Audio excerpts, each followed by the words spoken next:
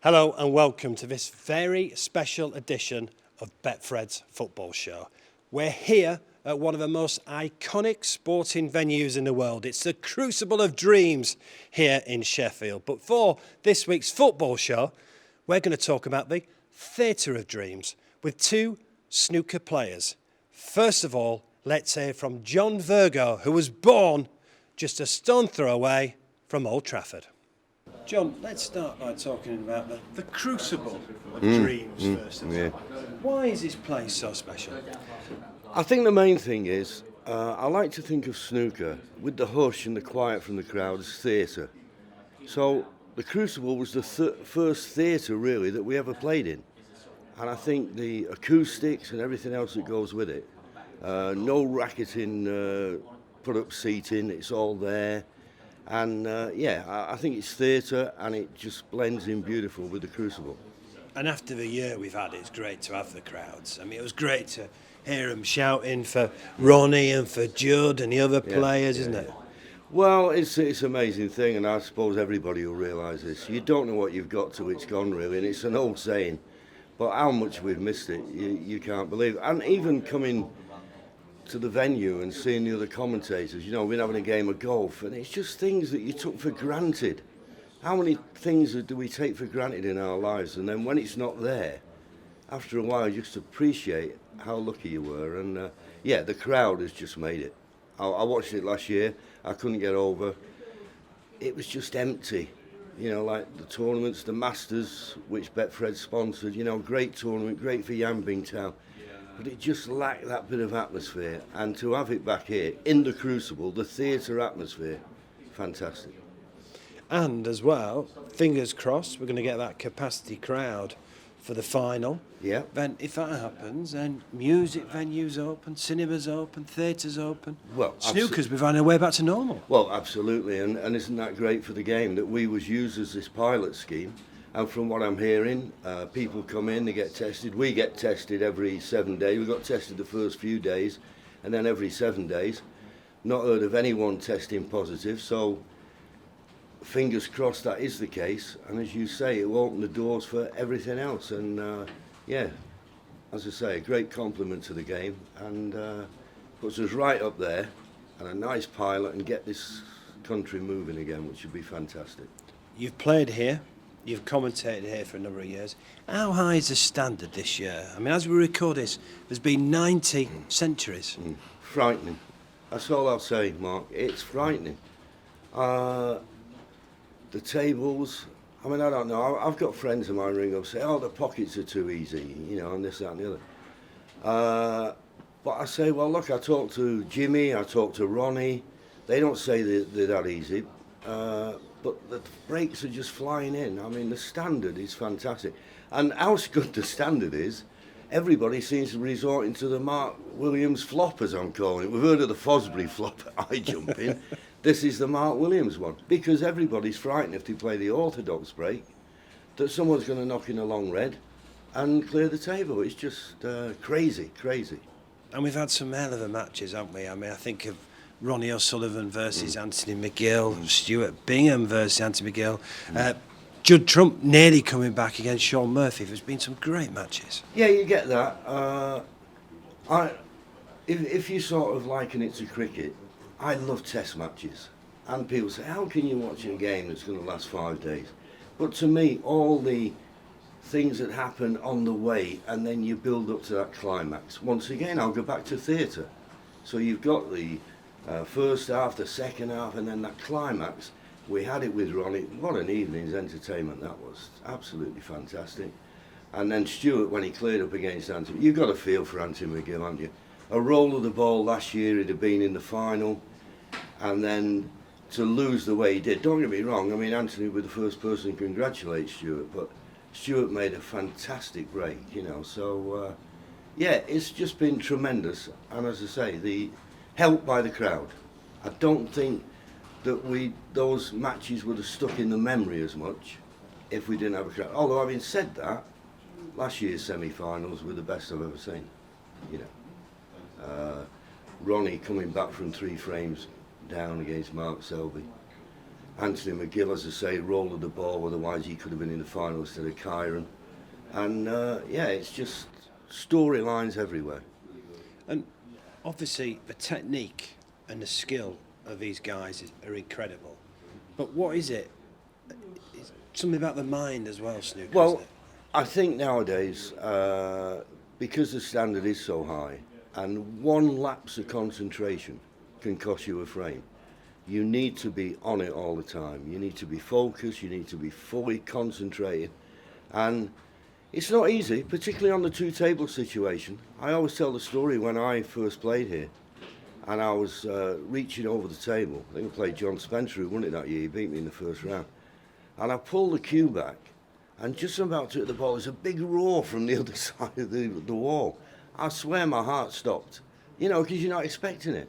So with all those things going on, and if anyone ever comes to the Crucible, you'll see that the cameras are very close to the pockets.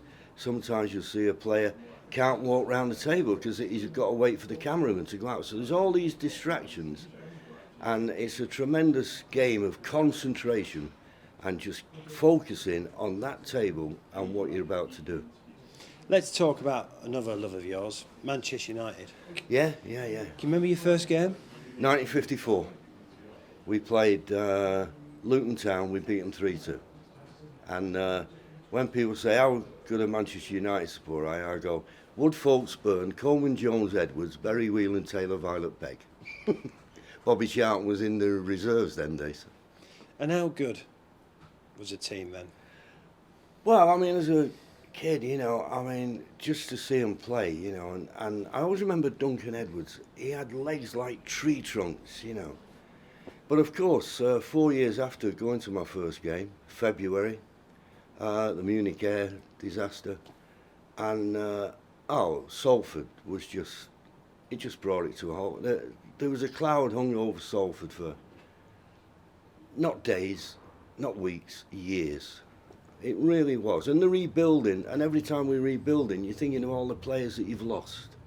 You know, Duncan Edwards, Eddie Coleman, Roger Byrne, Tommy Taylor. You know, the list goes on. And it was just horrible, horrible times. But I suppose that makes you support your team that bit stronger. You know, they're part of your growing up, if you like. And that's what Manchester United were to me. And just a little sideline. I remember once going to Canada, and this guy said, where are you from then? And I went, Salford. He went, where's that? I said, Manchester United. He went, oh, I've heard of them. So that was our little bit of credibility, you know. Where were you when you heard about that crash? I was on the way to the Chippy. It was a Friday night. We weren't Catholics, but we always had fish on a Friday. That was the way it was, and I was going up, and one of the women came out and she said, have you heard?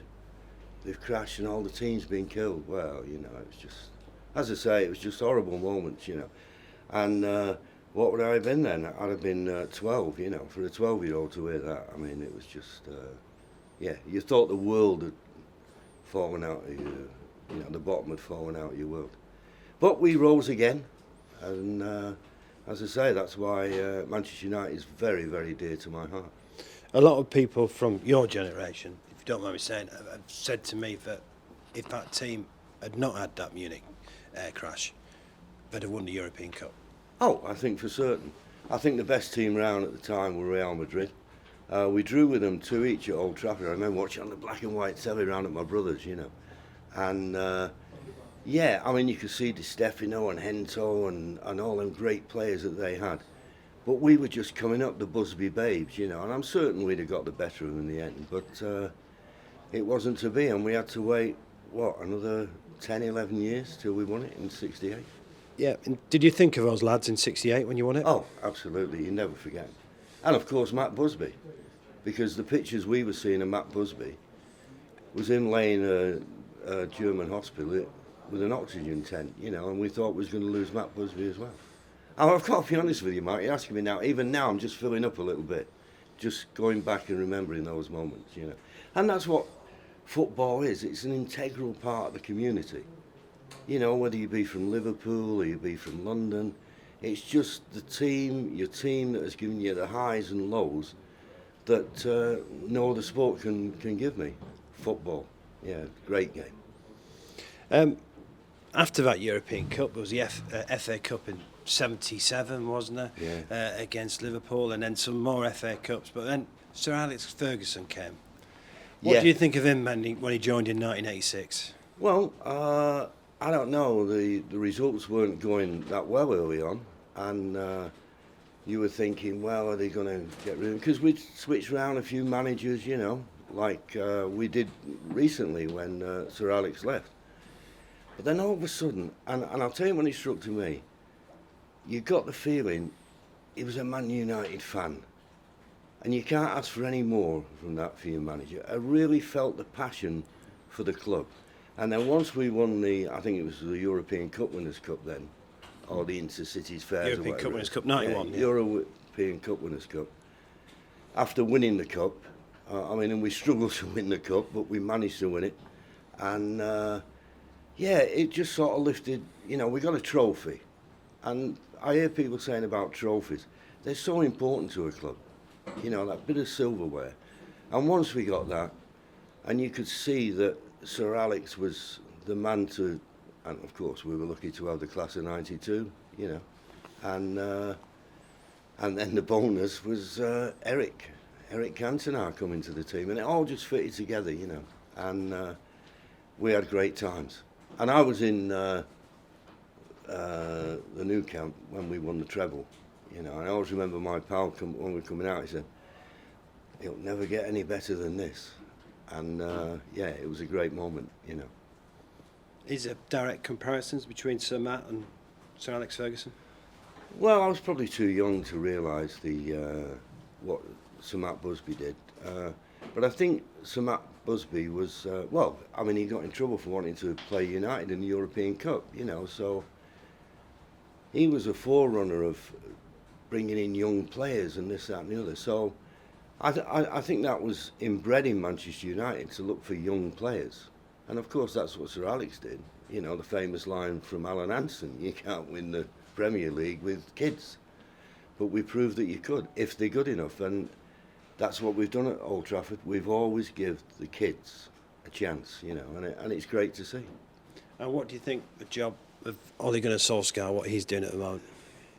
Well, I think it's difficult. I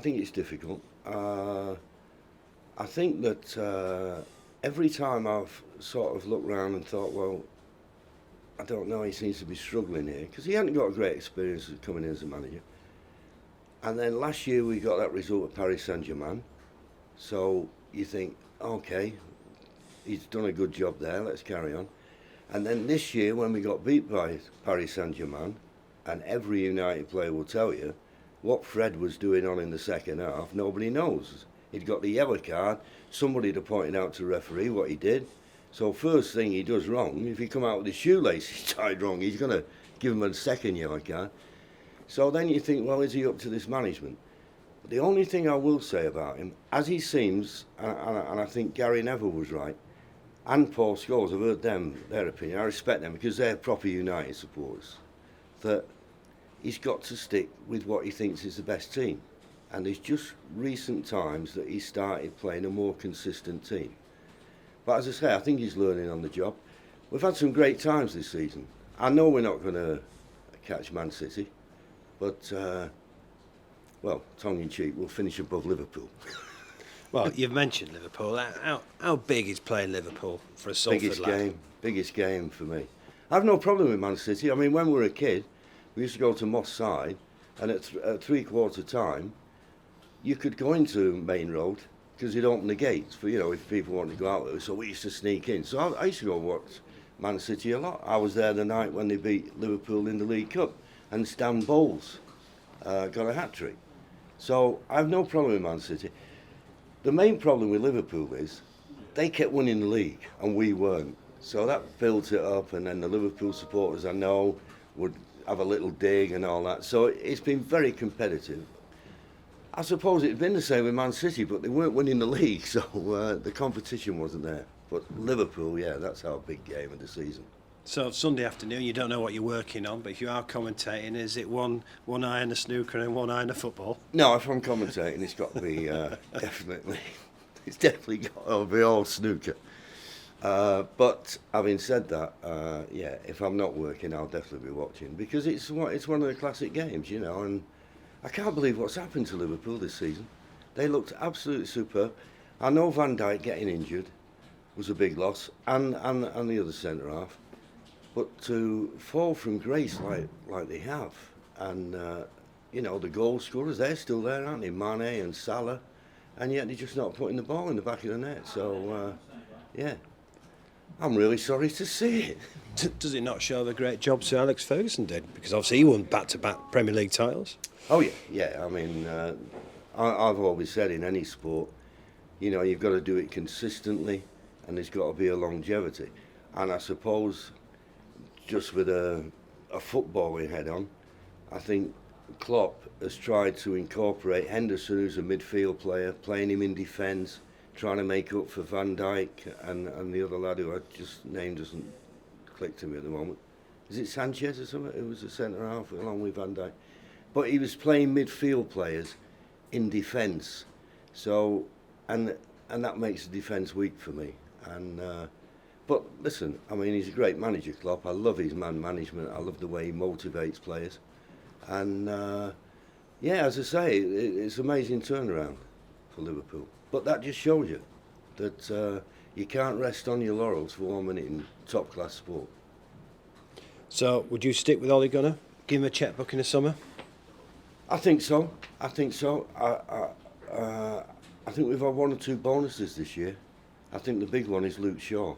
When I used to watch him play at Southampton, I thought he could be the next Gareth Bale. But he came, and whether it was through injury or whatever, he just wasn't performing. Now he's performing.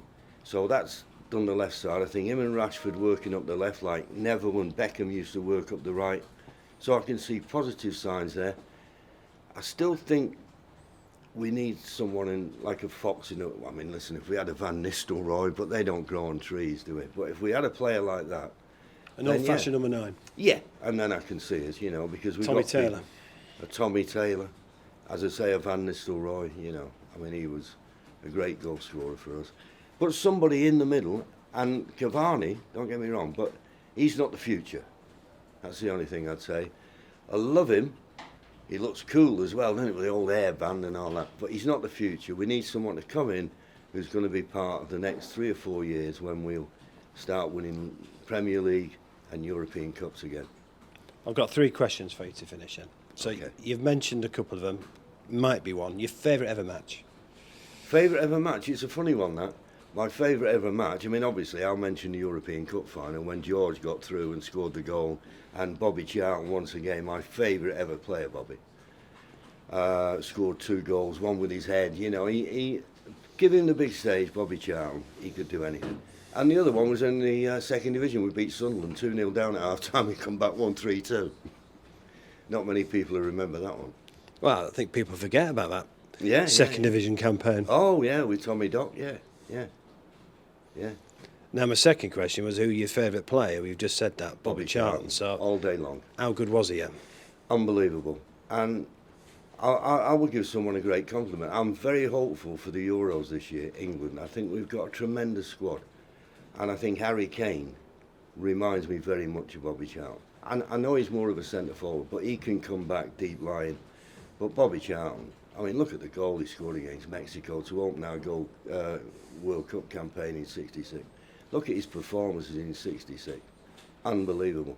And 4 years later, when we're in Mexico, and we were beating the Germans, and Alf Ramsey, in his infinite wisdom, decided to take Bobby Charlton off.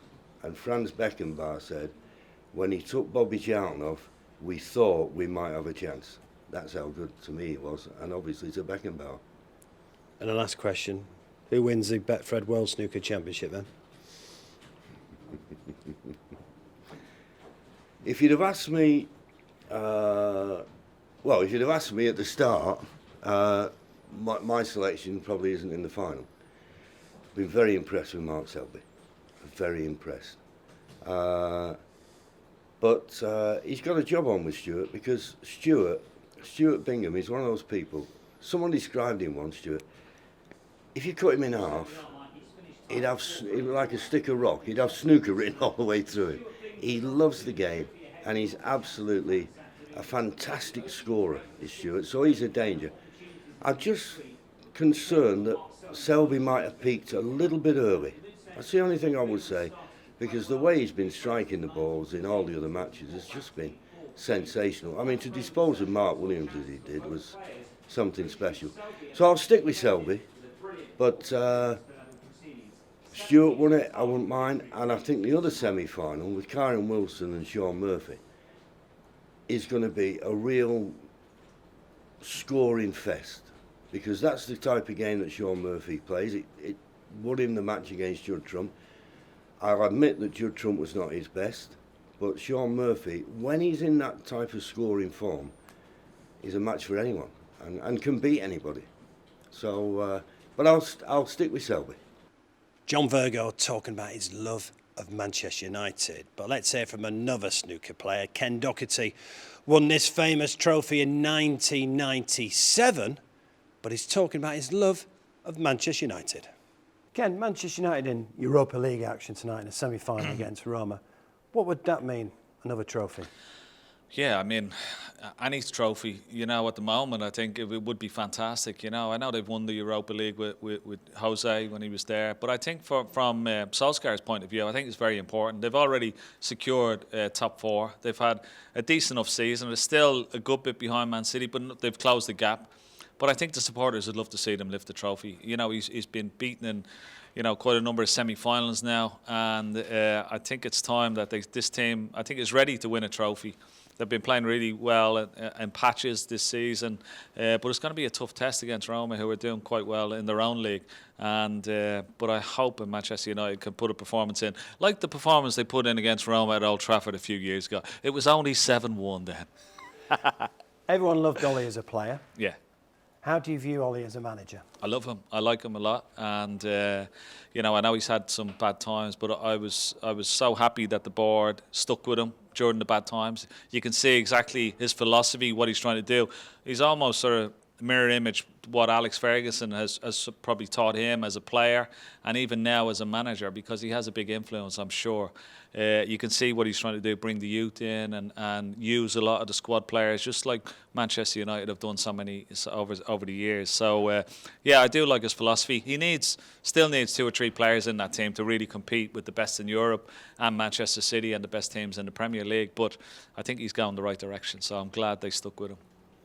Huge game tonight, but you're a huge Manchester United fan, so obviously when the fixtures come out, you look for those games against Liverpool. Oh, yeah, always. I mean, first of all, are you surprised the kind of season Liverpool have had? Yeah, very, very surprised. I mean, they were so good last season, in the Champions League, in the Premier League as well, the way they won it. Very impressed with the team. That front three of Mane, Salah and Firmino have been outstanding, but they got a few injuries, of course.